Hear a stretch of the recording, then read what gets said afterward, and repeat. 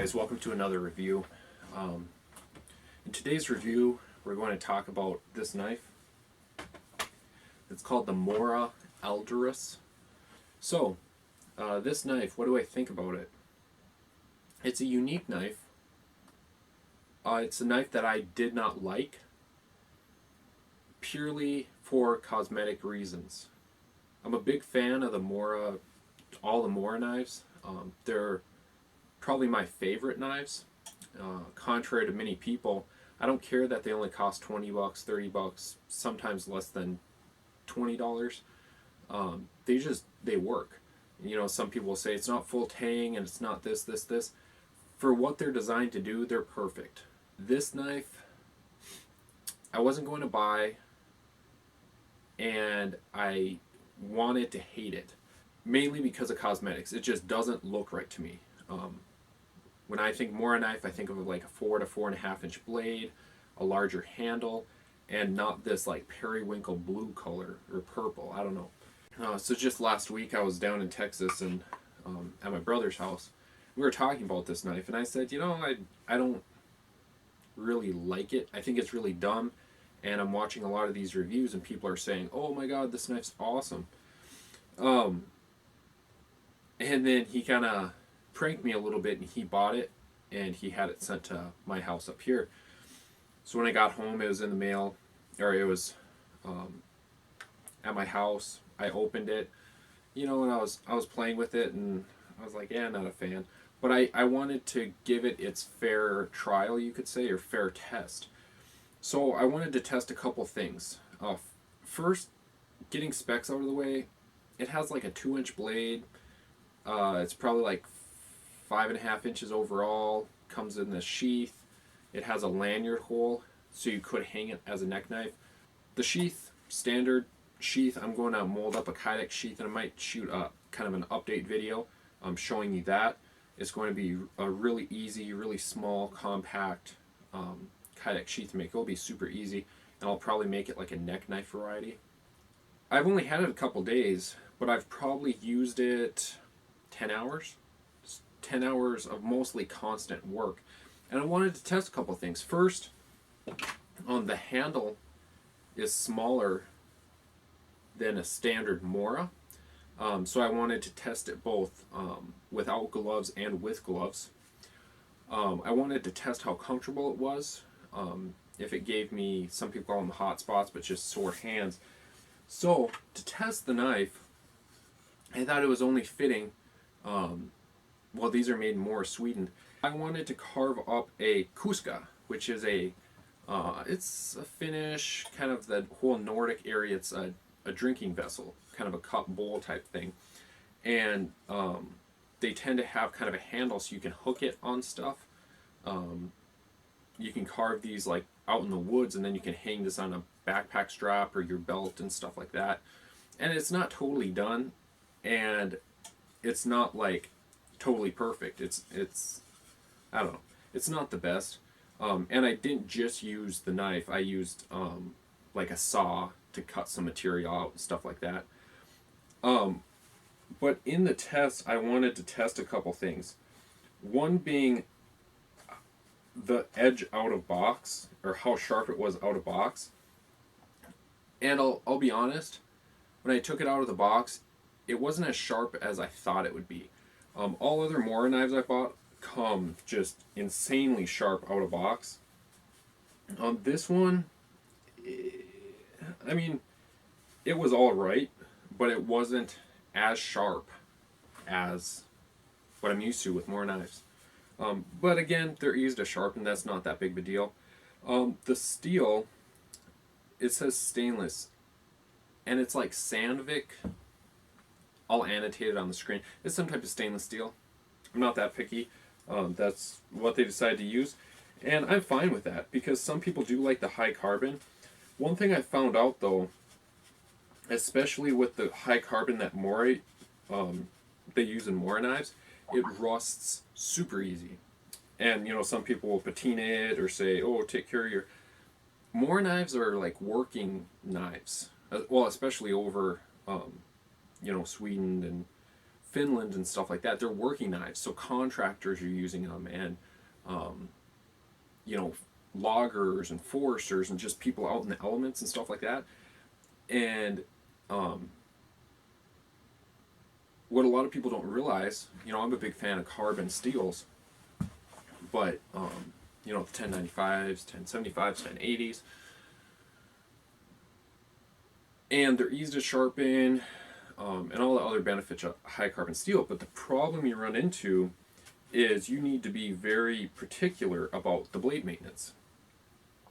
This being more of a utilitarian working man's knife, you could say, that they're inexpensive. I wouldn't say a throwaway, but some people, I read somewhere that like more actually design these because they're so inexpensive. Once they dull, you just throw it away and buy a new one. And they are rather inexpensive, so you could do that. But you know, I don't do that. I sharpen it. So I haven't sharpened it yet.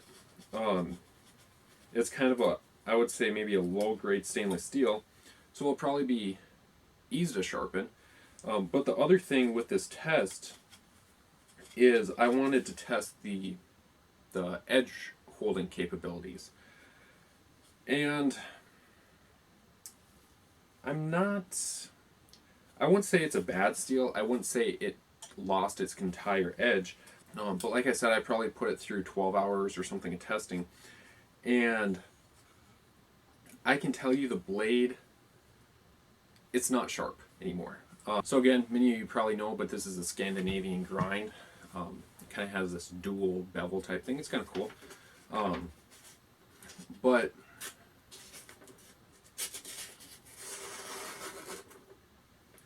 surprising, just from feel, it's kind of more tearing it. Yeah, it's not that bad, but it's a rougher cut. And like I said, I haven't touched this up. I'll probably strop it. I have a strop around here somewhere. A strop is just kind of a piece of leather.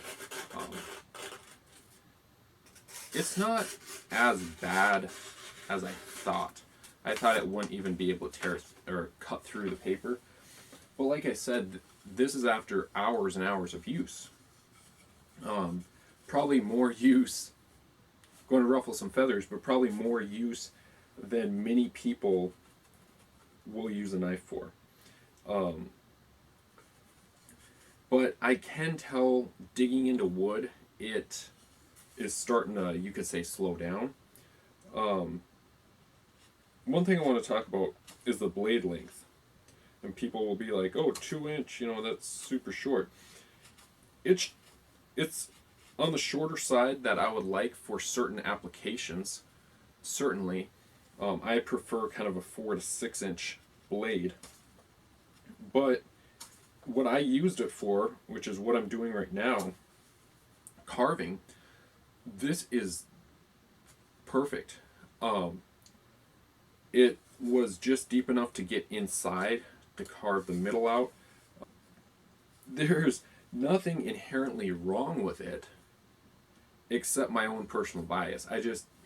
I can't grasp, at least I couldn't, I still don't like the looks of it.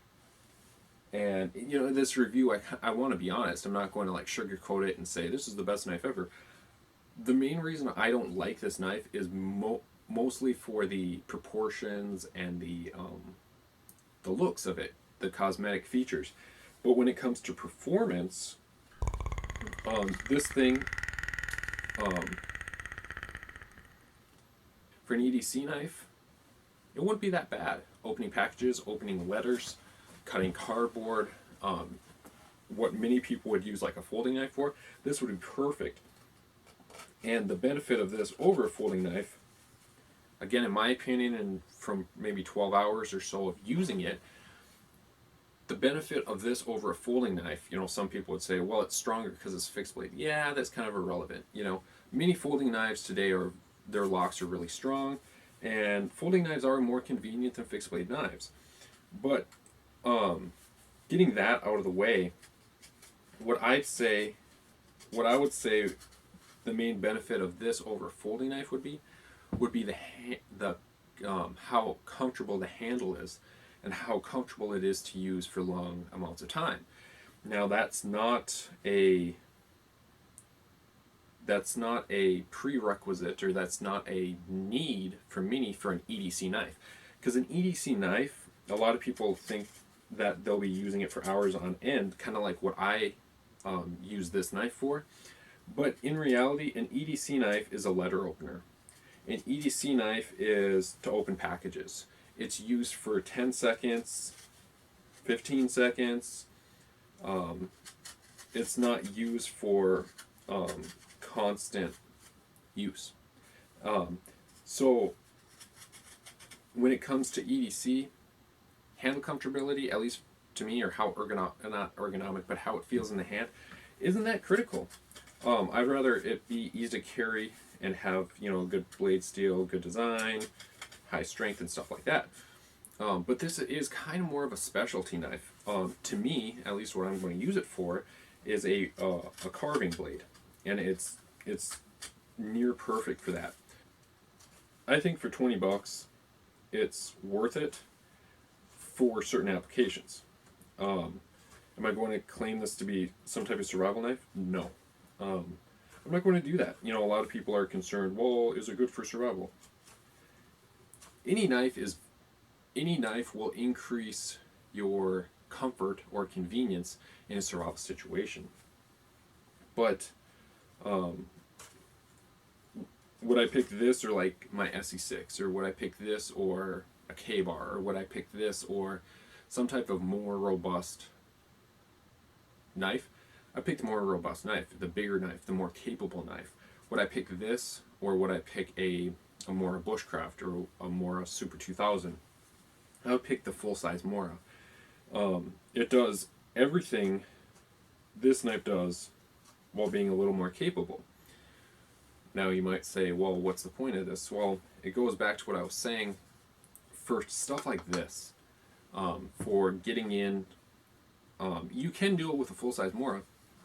But what I found out, because I had a normal Mora, more robust, I think, out here, I kind of want to compare them, so I was trying to carve out the middle of this cup with that one, and you want a lot of control right near the tip of the knife. So what I was doing with that one is I was like trying to hold on to the handle, and it was just really cumbersome. With this, you can hold it like this, and it's like the edge of your thumb is doing the cutting. You have so much control. It doesn't feel cumbersome. It feels perfect. The only downside I found is personal bias. I don't like the looks. Maybe I'll warm to it eventually, but when I think of Mora knife, like I said in the beginning, I think of a full-size Mora. When I see this, it looks like somebody broke the blade of a full-size Mora in half and reprofiled the edge and cut an inch or two off the handle. But yeah, I mean, overall it's high value. Of course it's good quality. It comes from Sweden, Mora. Inexpensive. I'm not a big fan of the blue color.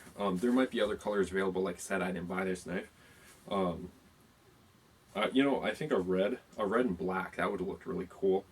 All in all, hope you guys like this video. Hope you guys like this review. Like I said, I didn't do a lot of like elaborate stuff because I find that kind of like fake and not that useful. As you can see, this is pretty much the only thing I've done with this knife, but it's taken me a while. It's taken me a long time, and I think I've fully tested this knife. The edge retention is alright for a $20. It's actually excellent for a $20 knife. The steel, like I said, I haven't sharpened it. I'll probably strop it. The handle's comfortable to me. If you have softer hands, you might not find it that comfortable, or you might find it very comfortable. To me, it just feels like any other hand tool. I don't know what else. If you guys have any questions, maybe leave it in the comments, and I'll answer them or make an update video. or cover it in my update video. If you have a specific question or stuff like that. But if you guys like this review, go back to my homepage and watch some of my current videos. If you like what you see, feel free to subscribe.